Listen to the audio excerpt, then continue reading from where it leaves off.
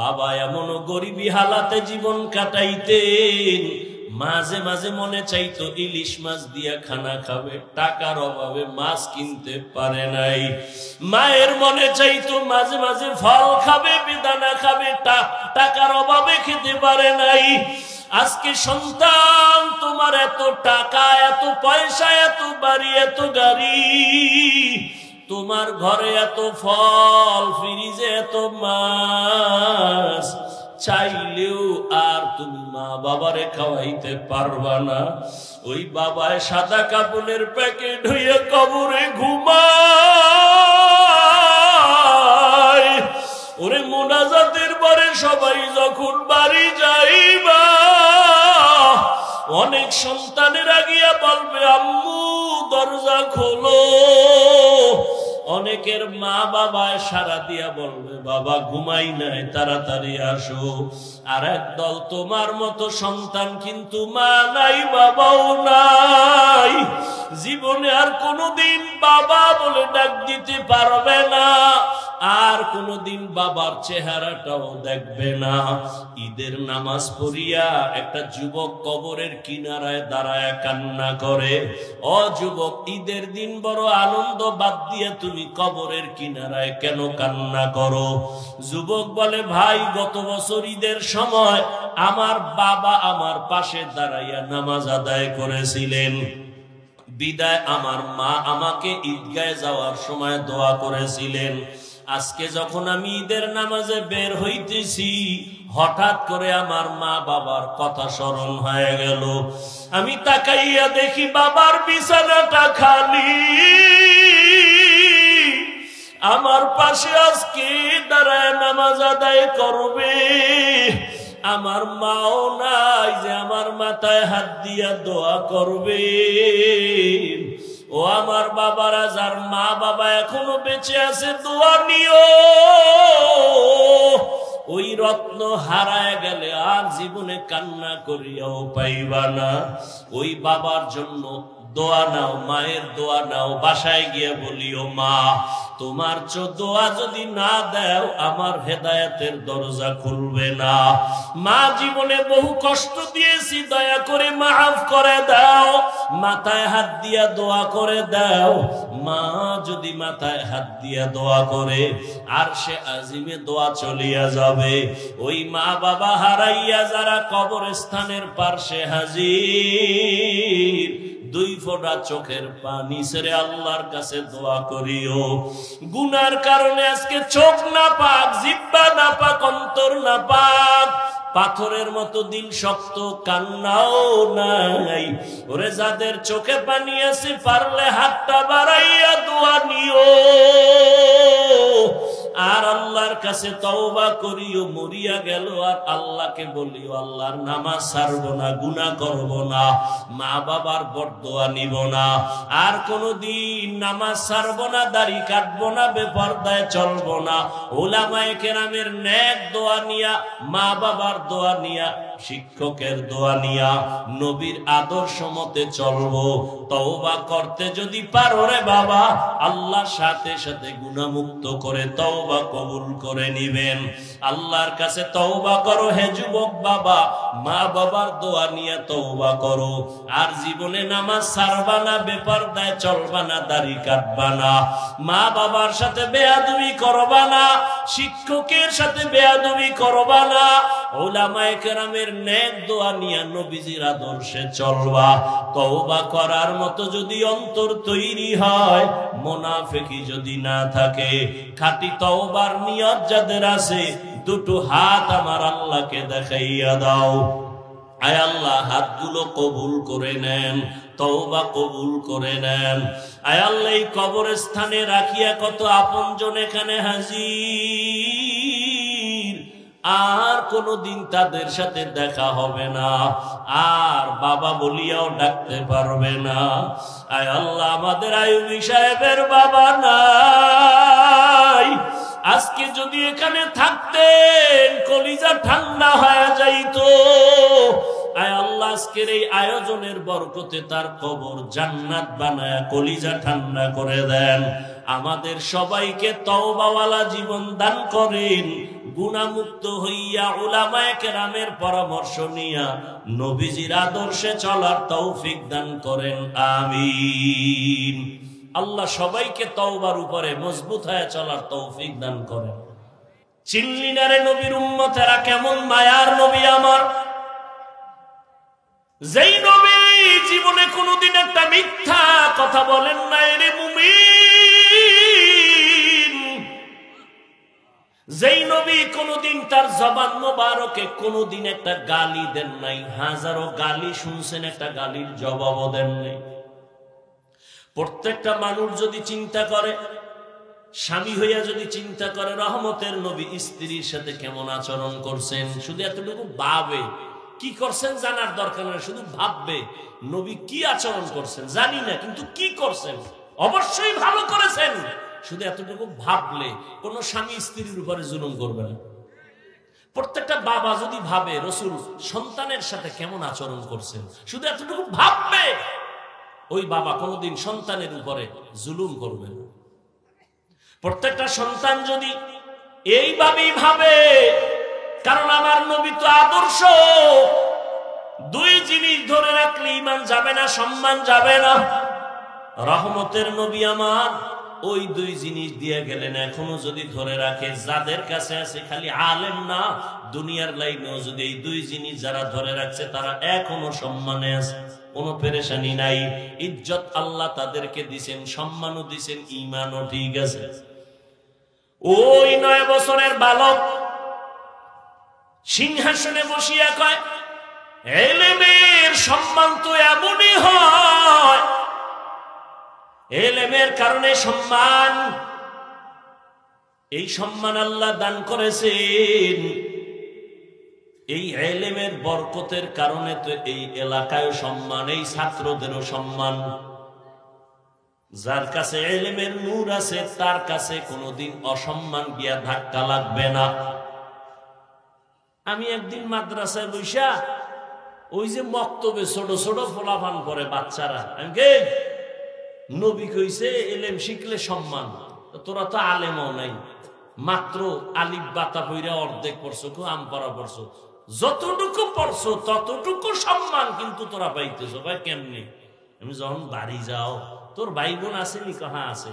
তোর আম্মা জান সবাইরে অর্ডার দেয়, তোরে দেয় না। ভাই বোনেরা কয়, অরে কও না কেন? মা কয়ে হাফেজ সাপ। মা কয়নি? হ্যাঁ হাফেজ সাপ বাড়ি এসে 3-4 দিন বেড়াইতে, ওর বাড়ি তো এটা না, ওর বাড়ি তো মাদ্রাসা। মা অর্ডার দেয় না কেন? আমার বাচ্চাটা কোরআন পড়ে, মজা কইরা আনন্দে কয় হাফেজ সাপ, অথচ কোনো কোরআন শরীফ পুরোপুরি নিতেও পারে নাই। যতটুকু আল্লাহর ইলম অন্তরে নিছে ততটুকু সম্মান মায়ের থেকেই শুরু হয়ে গেছে। বাবাও মোহাব্বত করে, সম্মান করে, ওরে কোনো কাজের অর্ডার দেয় না, অন্য ভাই বোনের অর্ডার দেয়, এটা কর সেটা কর, মাদ্রাসায় পড়ার ছেলেটারে অর্ডার দেয় না। আল্লাহ সম্মান এখনো রাখছেন, এই সম্মান নেওয়ার জন্য বান্দা জমিনে ইলম ওয়ালার সাথে সম্পর্ক লাগাও।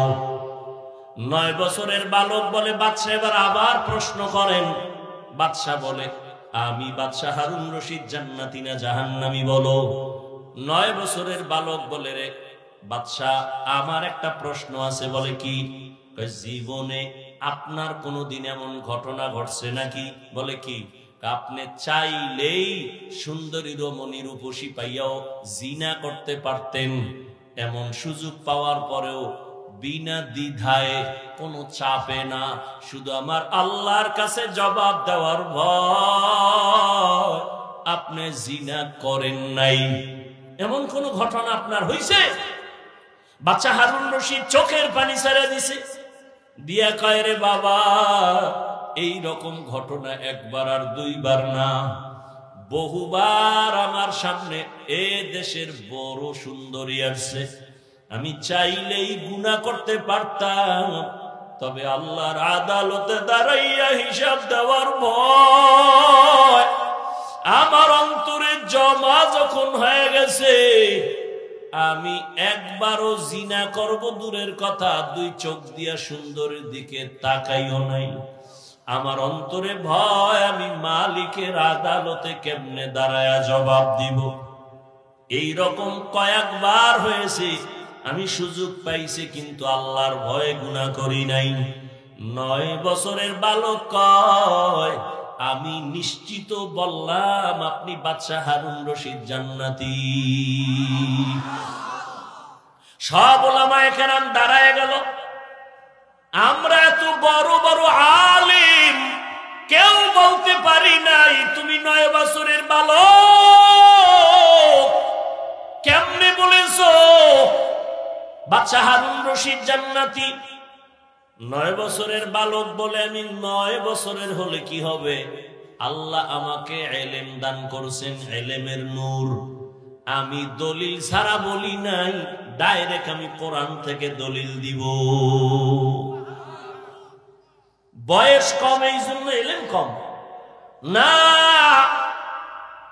কয়েক মাস আগে এক মাদ্রাসায় বয়ান করতে গিয়া একটা ছাত্রের পাগড়ি দিলাম, 8 বছর বয়স, 6 মাসে হাফেজ হয়ে গেছে। আর আপনি এত বড় পণ্ডিত, আদর্শ লিপি 10 পৃষ্ঠা মুখস্থ পারেননি? পারেন? 10 পৃষ্ঠার আদর্শ লিপি এটাই পারেন না। আর 8 বছরের সন্তান 6 মাসে হাফেজ। কার কুদরত? আম্মা জান আয়েশা রাদিয়াল্লাহু তাআলা আনহা রহমতের নবীর সাথে 6 বছরের বয়সে বিবাহ। ও পর্দার আড়ালের আম্মা জানেরা, ভালো করে শুনেন। আম্মা জান আয়েশা রাদিয়াল্লাহু তাআলা আনহার 6 বছর বয়সে নবীর সাথে বিয়ে হয়ে গেল। 9 বছর বয়সে আম্মা জান নবীর ঘরে আসলেন।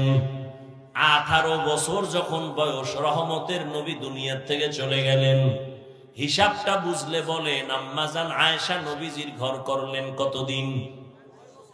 9 বছর। টোটাল বয়স কত? আমগো বোনদের তো 18তে বিয়েই হয় না। আবার এর মধ্যে আর এক দলে আগুন জ্বালায় দিছে, বাল্য বিবাহ হবে না। আছে না নাই? একদলে আগুন লাগায় বাল্য বিবাহ চলবে না, তো কি চলবে? কয় আকাম চলবে। আকাম, বিবাহ চলবে না, আকাম চলবে। এই যত আকাম হচ্ছে, বাল্য বিবাহ বন্ধ করে যারা আকামের রাস্তা খুলে দিছে, সব গুনার একটা অংশ এই বিবাহ বন্ধকারী আল্লাহর দুশমনের আমল নামায় চলে যাবে। কি সুবহানাল্লাহ। কয় ভাই দাওয়াত কা? আলহামদুলিল্লাহ। কয় আপনার বাড়ি? কয় নাউজুবিল্লাহ। আম্মা জান আয়েশা রাদিয়াল্লাহু তাআলা আনহা মাত্র 9 বছর রহমতের নবীর ঘর করেছেন। এই 18 বছরের বয়সের 9 বছরে আম্মা জান কি পাইলেন? আম্মা জান বলেন, রহমতের নবীর নেক দোয়া লাগছে তো আমি 2000-এর উপরে হাদিসের হাফেজা হয়ে গেছি। আপনাকে বউরা পারে 2-1টা হাদিস, তেমনি আহলে হাদিস।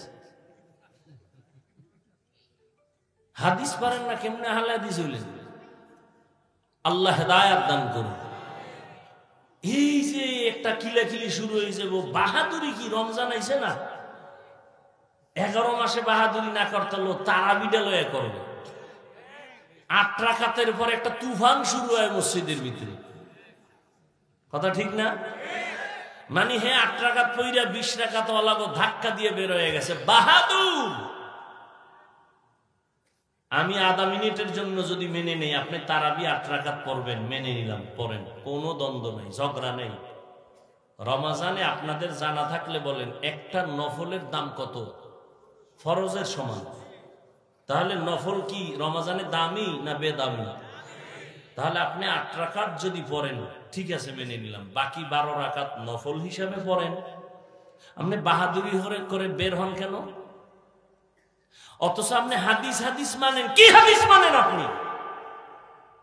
রাসূল বলেছেন কিয়ামতের দিন ফরজ আমলের ঘাটতি পূরণ হবে নফলের দ্বারা। আপনি কি হাদিস পড়েছেন? আল্লাহ হেদায়েত দান করুন। রহমতের নবী সাহাবায়ে কেরাম নফল ইবাদত করে নাই, আপনি কেন করবেন না? হ্যাঁ, সমস্যা আছে, করেন না, সেটা ভিন্ন। কিন্তু যদি বাহাদুরি করেন আমি করব না, এই বাহাদুরিতে যদি কিছু আমল করেন তাও বরবাদ হয়ে যাবে। উলামায়ে কেরাম বললেন, বাবা তুমি কেমনে বলেছো বাচ্চা হারুন রশিদ জান্নাতি? বলে কোরআন তার দলিল। বলে কি দলিল দাও? বাচ্চা এই আয়াত দিয়া দলিল দিয়ে দিলেন, ওয়া আম্মা মান খাফা মাকামা রাব্বিহি ওয়া নাহান নাফসা আনিল হাওয়া ফাইন্নাল জান্নাতা হিয়াল মাওয়া। আল্লাহ ওয়াদা করেছেন, আল্লাহর আদালতে দাঁড়াইয়া হিসাব দেওয়ার ভয় যারা দুনিয়াতে গুনাহ থেকে নিজেকে বাঁচায়া চলবে, আল্লাহ ওয়াদা করেছেন আমি তাকে অবশ্যই বিনা হিসাবে জান্নাত দিয়ে দিব। আতিনা ফি দারে দুনিয়া না হাসান, আতিনা ফি দারে উকবা না হাসান, ইয়া গিয়াসাল মুস্তাগীসিন ইহদিনা লিফতিখারা বিল উলুমে ওয়াল গিনা। হর গড়ি দে মে কো তু তৈয়ার है जो न मांगे उससे तू बेजार है। এই 9 বছরের বালক কেমনে কোরআনের দলিল দিয়ে বলে ফেললো? আল্লাহ তাআলা এই জন্য ইলমের ভান্ডার সব দুনিয়ায় দেয় নাই, সামান্য একটু ইলম দিয়েছেন। নবীর ব্যাপারে দুনিয়াতে এত তাফসীর, এত ফিকহ, এত মুফতি, এত মুহাদ্দিস, এত মুফাসসির, সব ইলমের গোড়া আমার রহমতের নবী। সব ইলমের গোড়া আমার রহমতের নবী। আর সেই নবীর ব্যাপারে আল্লাহ কয়, মা উতিতুম মিনাল ইলমি ইল্লা কালিলা, আমি আপনাকে সামান্যতম ইলম দান করেছি, আর সব ইলম আমি মাওলা কুদরতে জমা রাখছি। আমি মাঝে মাঝে দিব, মাঝে মাঝে দিব, মাঝে মাঝে দিব, তবে চাইতে হবে। আল্লাহ কয়, নবী আপনি কেমনে চাইবেন আমি শিখাই দিই। আপনি সব সময় চাওয়ার দোয়া করবেন, রব্বি জিদনি। আপনি দোয়া চা করবেন আর আমি ইলম দিব। কিয়ামত পর্যন্ত এই দরজা খোলা। আমি মাঝে মাঝে আমার মোহাব্বতের গোলামদের ইলমের দরজা দিয়া সিনাটা খুলে দিব। ইলমের নূর তার সিনায় যখন ঢেলে দিব, ওই বান্দা সামান্য কিছু ইলম থাকলেও পাওয়ার হবে তার অনেক বেশি। হাজী ইমদাদুল্লাহ মুহাজিরে মক্কি রাহমাতুল্লাহি আলাইহি যদিও জাহিরি ভাবে কিতাবাদি বেশি পড়েন নাই, কিন্তু আল্লাহ এই পরিমাণ ইলমের নূর তাকে দান করেছেন। ভারতবর্ষের ইলমের মহাজ্ঞানী সমস্ত আলেম যারা, সবাই তার নাম জানে।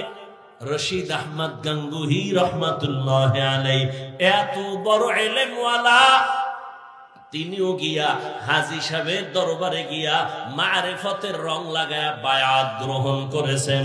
আল্লাহ তাআলা ইলমের দরজা দিয়া কিয়ামত পর্যন্ত আল্লাহ যাকে পছন্দ করেন তার সিনাটা খুলে দিবেন। 9 বছরের বালক জবাব দিয়া দিছে, কে সেই 9 বছরের বালক? সাধারণ কোনো বালক না, আল্লাহ তারে এমন ভাবে কবুল করেছেন, তিনি হলেন এ দুনিয়ার বর্তমানে সবাই তার, অনেক মানুষ মুসলমানেরা অনুসরণ করে তার মাযহাবের। তিনি এক মাযহাবের ইমাম, ইমাম শাফিঈ রাহমাতুল্লাহি আলাইহি। আল্লাহ তাকে এমন মাকাম দান করেছেন। এজন্যই তোরে মুমিন গুনাহ থেকে নিজেকে বাঁচাও, জবানটারে গুনাহ থেকে বাঁচাও। তুমি যখন যা চাইবে আল্লাহ তখন তাই দিবেন। আল্লাহর কাছে পবিত্র জবান দিয়ে একটা ডাক দিও, আল্লাহ দেওয়ার জন্য রেডি। বান্দা তুমি গুনাহ থেকে নিজেকে বাঁচাও, তোমার চোখ হেফাজত করো, তোমার হাত হেফাজত করো। এই আল্লাহর ভয় যদি অন্তরে জমা করতে চাও, এই ভয়টা নেওয়ার একমাত্র ঠিকানা আল্লাহ ওয়ালাদের নেক নজর। আল্লাহ ওয়ালাদের নেক নজর লাগাইয়া অন্তরকে পরিশুদ্ধ করো, গুনাহ থেকে মুক্ত হও। দেখবা তোমার সিনাটাও আল্লাহ ইলমের নূর দিয়ে ভরপুর করে দিবেন। এই ভয়টা, এই আল্লাহর মোহাব্বতের ভয় যখন অন্তরে জমা হবে, ওমরের অন্তরের মধ্যে ভয়টা চলে আসছে।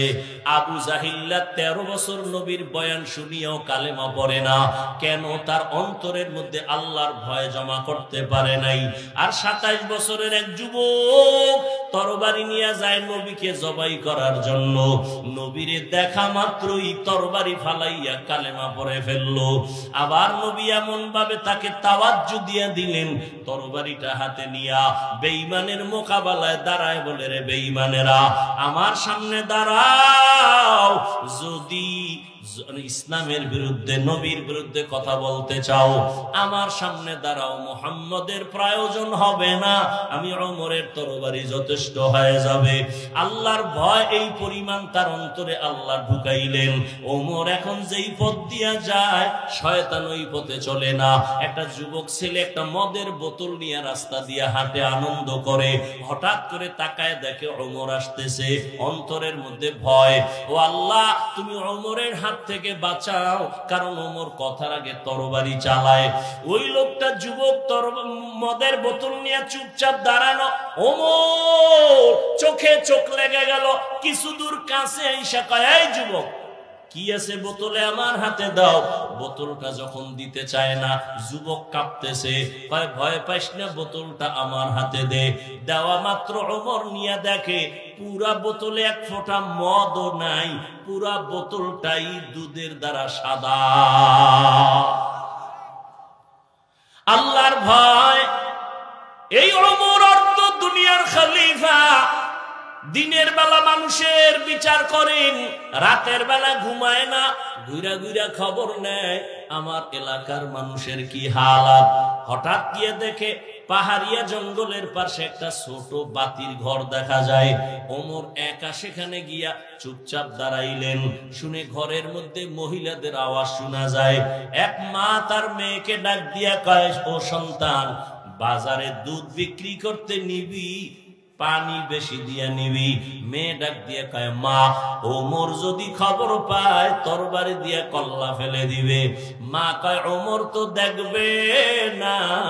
মেয়েটা ডাক দিয়া কয়, মা, যদি ওমর দেখবে না, তবে ওমরের আল্লাহ আমাদের দেখবে। ওমর এই কথা শুনে চলে গেছে। পরের দিন আদালতে ওই মহিলাকে ডাকানো হলো, মেয়েটাকেও ডাকানো হলো। সম্মানের সাথে ওমর বললেন, ও পর্দার আড়ালের মা, আপনার মেয়েটা এত সুন্দর, আল্লাহ ভীতি নিয়ে চলে, আমি বড় মুগ্ধ। আপনি যদি মনে কিছু না নেন, আপনার মেয়েটাকে আমি ওমরের ছেলের জন্য বউ বানাতে চাই। মা খুশি, ওমর যদি আমার মেয়েকে নিতে চায়, এর থেকে সৌভাগ্যের কি আছে? রাজি হয়ে গেলেন। ওই মেয়েকে ওমরের ছেলের জন্য নিলেন। আর ওই মেয়ের ঔরসে, ওই মেয়ের বংশেই আরেকজন আকাশের নক্ষত্র আসছেন, ওমর ইবনে আব্দুল আজিজ রহমাতুল্লাহ আলাইহি। ভাইরা আমার, এটা আল্লাহর ভয়ের কারণে সম্ভব। কি পরিমাণ আল্লাহর ভয়!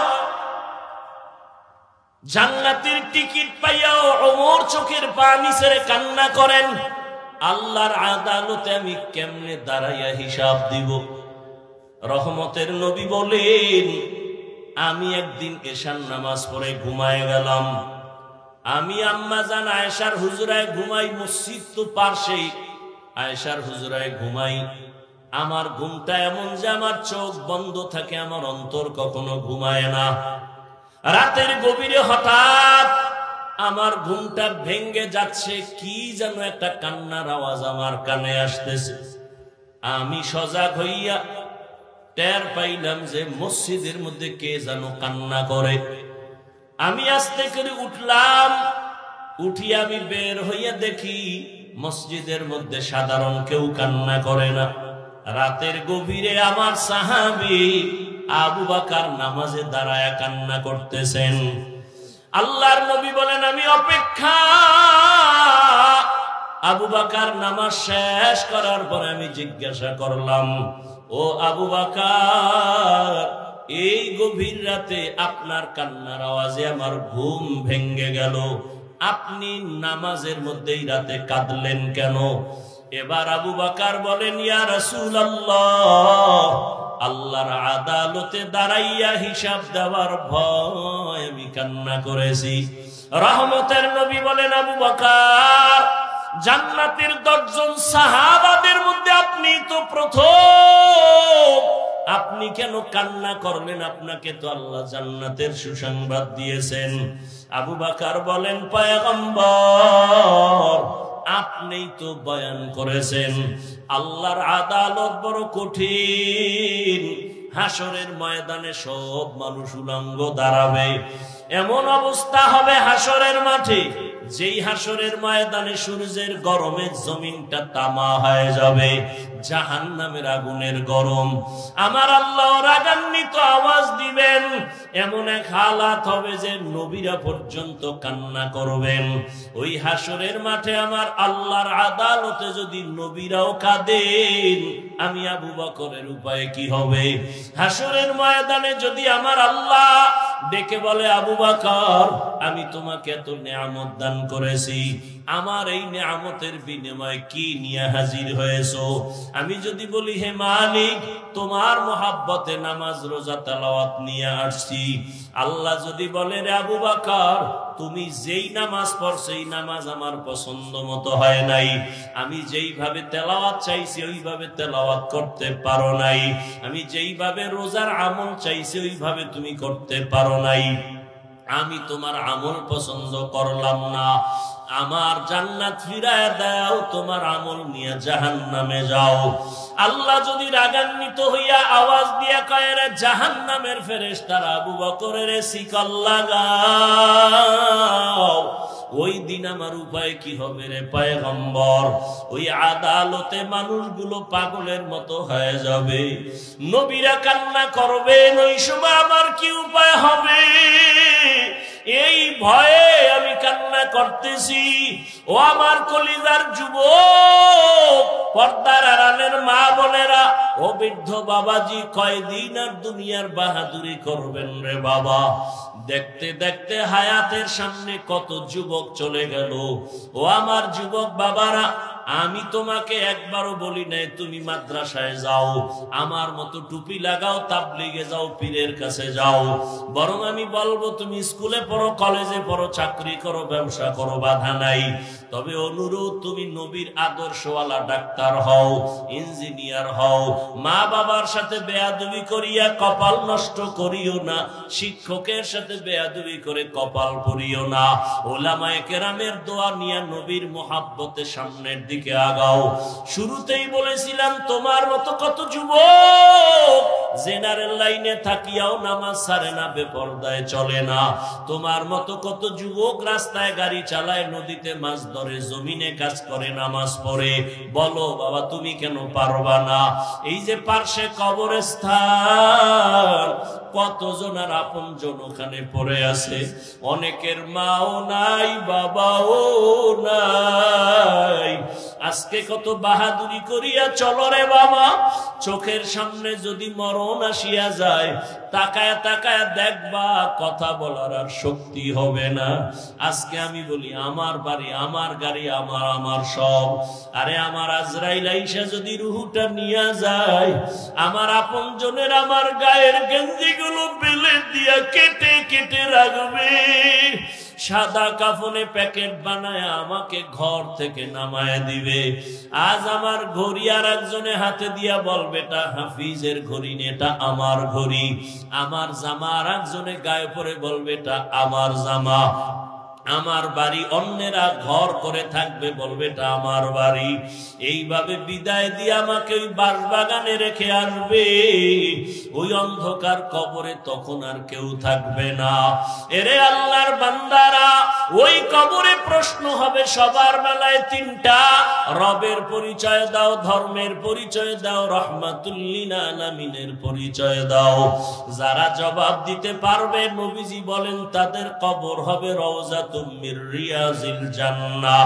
আর যারা জবাব দিতে পারবে না তাদের কবর হবে হুফরাতুম মিন হুফারিন নার। কে জবাব দিতে পারবে কে পারবে না জানা নাই। আমি হুজুর, আমি পারবো গ্যারান্টি নাই। আপনি হুজুর না, আপনি পারবেন না তাও বলা যাবে না। ওরে হে, মরণের সময় কার হেদায়াতের কালেমা জারি হবে বলা যায় না। ওরে আল্লাহর বান্দারা, তবে দুনিয়াতে যদি নেক আমল নিয়া গুনাহ থেকে বাঁচিয়া মরণের বিছানায় যাওয়া যায়, হয়তো আমার মাওলা আমলের বরকতে আলেমদের নেক নজর লাগলে জবানে কালেমা জারি হয়ে যাবে।